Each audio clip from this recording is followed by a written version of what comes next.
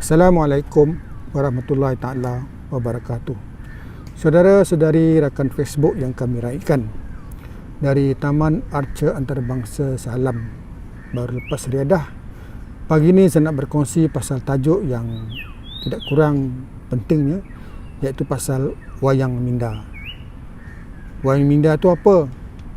Wayang minda adalah bagaimana kita mencipta persepsi, tafsiran, fikiran, wayang movie lah, mind map, apa juga yang dicipta dalam kepala otak kita dari apa yang kita lihat, dengar dan rasakan di luar.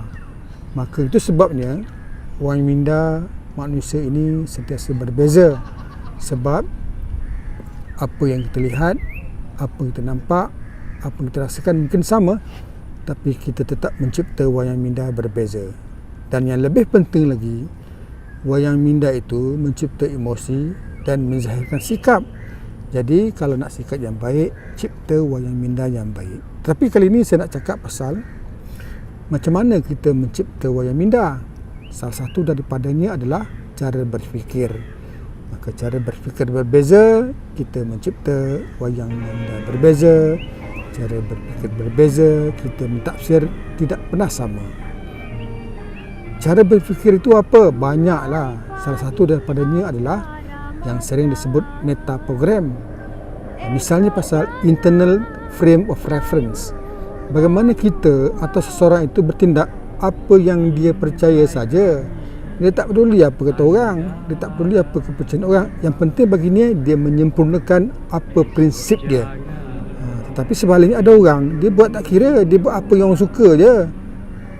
Macam tak ada pendirian, macam lalang lah lebih kurang. Tapi bukan salah, kadang kita perlu bertindak apa yang orang suka, kan. Kedua, bagaimana seorang selalu menzahirkan kebersamaan, always match. Dia kalau orang kata baik, dia akan cuba menyokong baik. Tapi ada orang nunjuk terror dia, sentiasa berbeza dengan orang, ada je idea baru dia, mismatch. Kadang-kadang orang ni perlu juga bagi melihat kesilapan kita. Tapi kalau semendang menyalah, berbeza, susahlah kita menzahirkan satu pasukan. Ketiga, ada orang dia teamwork, pentingkan pasukan. Sedangkan ada orang dia suka sendiri-sendirian saja. Dia tak perlu membina semangat pasukan. Bagi dia hanya perlu mencapai apa yang dia nak. Dia tak peduli apa kawan-kawan yang lain. Tak ada teamwork. Teamwork ni penting tuan-tuan, kadang-kadang. Tapi kadang-kadang tak boleh pakai juga, kan. Dan misalnya ada cara berfikir lain, moving toward. Apa itu? Dia hanya mahu apa yang diinginkannya. Dia tidak melakukan kerana nak mengelakkan sesuatu. Misalnya beriadah.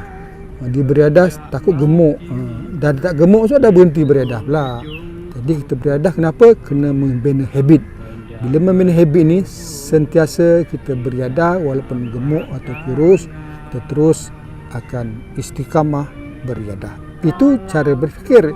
Tapi ada satu lagi cara, bagaimana orang mencipta wayang minda. Dia adalah kepercayaan. Kepercayaan, presupposition, andaian, malah peribahasa pun boleh menjadikan pedoman dan rujukan orang sebagai kepercayaan. Satu yang paling saya suka adalah kepercayaan. There is no failure. Tidak ada kegagalan dalam hidup. Kalau itu kita pegang, kita tak pernah kecewa. Tapi kalau orang rasa bila gagal je, putuslah harapannya, gagal bercinta, tamatlah lagi, tak mau bercinta-cinta lagi, kan. Sedangkan ada orang berpuluh-puluh kali bercinta tak pernah putus asa pun. Dia sentiasa berusaha mencari yang baik. Bagi dia, kegagalan bercinta hanyalah maklum balas. Dia masih tidak dapat bersua dengan orang yang sesuai dengan contohnya lah. Tapi kadang bohong tak tu, banyak kali bercinta, kan. Kami sekali ya. Saudara-saudari yang saya hormati sekalian, tapi ada satu lagi, bagaimana mencipta wayang minda. Ia adalah pasal garis masa, timeline. Garis masa itu apa? Bagaimana kita melihat masa depan. Melihat masa depan kita, apa yang kita inginkan, dan kita obses. Kalau kita ingin berjaya, dia berbeza, kita ingin berusaha. Ataupun bagaimana kita melihat sejarah hidup kita. Kadang-kadang ada titik hitam kita menyebabkan kita tidak mahu melakukan. Tetapi ada orang melihat kegagalannya, sejarah dia lagi kuat, dia ingin melakukan.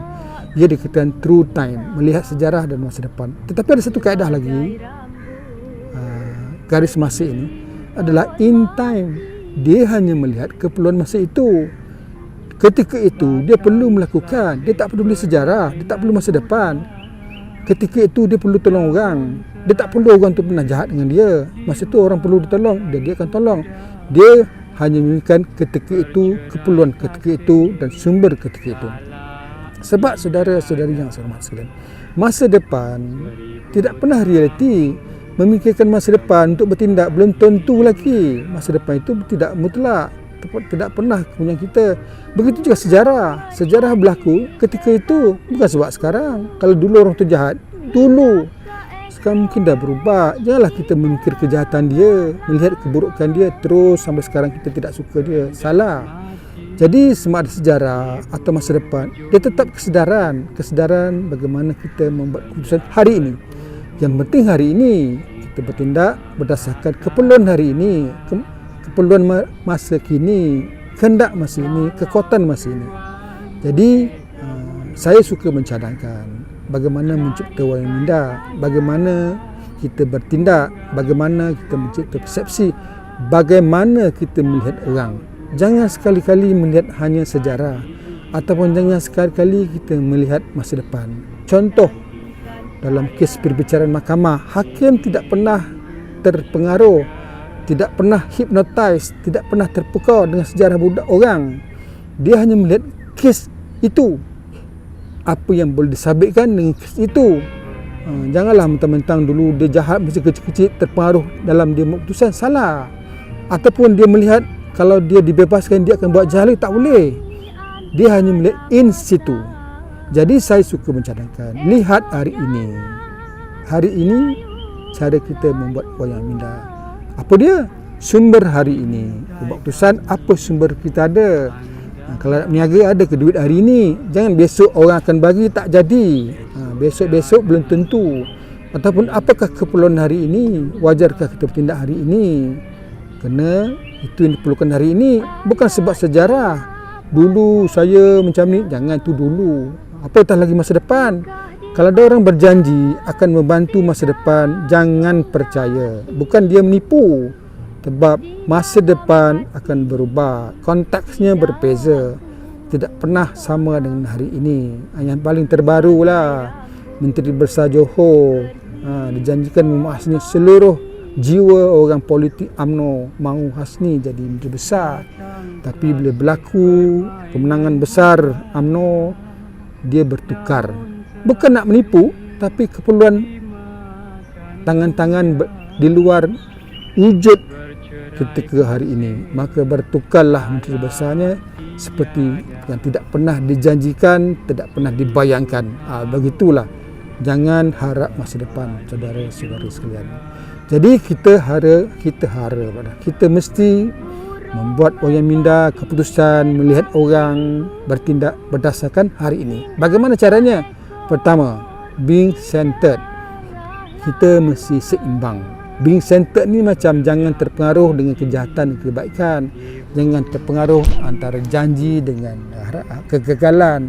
Jangan terpengaruh antara kejayaan dengan kesulitan. Kita hanya seimbang, bertenang. Kalau berjalan atas jalan itu, kita perlu seimbang. Jangan ke kiri, jangan ke kanan. Kalau kita ke kiri kanan, alamat kita jatuhlah. Jadi, antara masa depan dan sejarah kita seimbangkan, yang penting hari ini. Kedua, kita mesti berlapang dada, tuan-tuan. Jangan prejudis, jangan wasangka. Mentang-mentang orang tu dulu jahat, kita mulalah sangka buruk hari ini. Jangan, sebab orang sentiasa berubah. Manusia tidak pernah dikenali dengan sikapnya. Sikapnya sentiasa berubah. Malah kalau baik hari ini pun, belum tentu masa depan dia baik.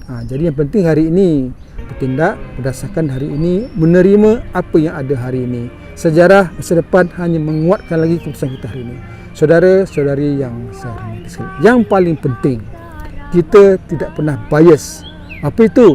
Berlaku tidak adil. Apa tidak adil itu? Kita menerima, bersetuju, mendengar, melihat hanya yang kita suka. Tak suka, tak peduli pun. Macam polis lah, menyiasat. Dia mencipta hipotesis dulu, mengatakan orang salah baru nak siasat. Sampai kesudahlah, orang tu akan tetap bersalah baginya. Dia akan mencari segala bukti-bukti orang tu bersalah. Sepatutnya kita cari bukti dulu, baru buat keputusan. Ataupun kita cari bukti untuk buat hipotesis. Jangan kita buat hipotesis, nak cari bukti, alamak terdoronglah kita dalam keadaan tidak adil, bias. Ketiga, macam kita buat coaching lah, self coaching. Apa itu self coaching? Melatih, membina diri, membuat keputusan. Kita hanya membuat keputusan berdasarkan kekuatan yang ada sekarang, kepentingan sekarang. Kita tidak pernah buat keputusan besok saya ada duit. Jangan tentu lah, belum tentu lagi. Kita buat keputusan kena dulu dia baik, belum tentu dia sekarang baik.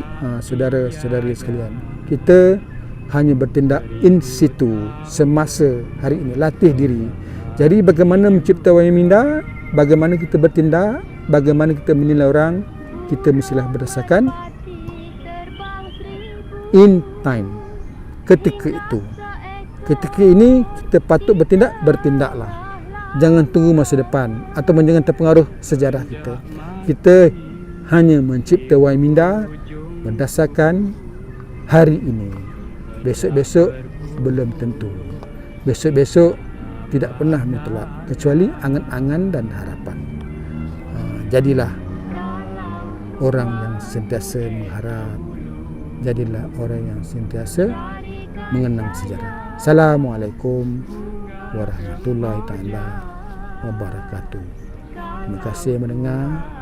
Laling nak cakap apa-apa? Oh no, okay, naik. Assalamualaikum warahmatullahi taala wabarakatuh.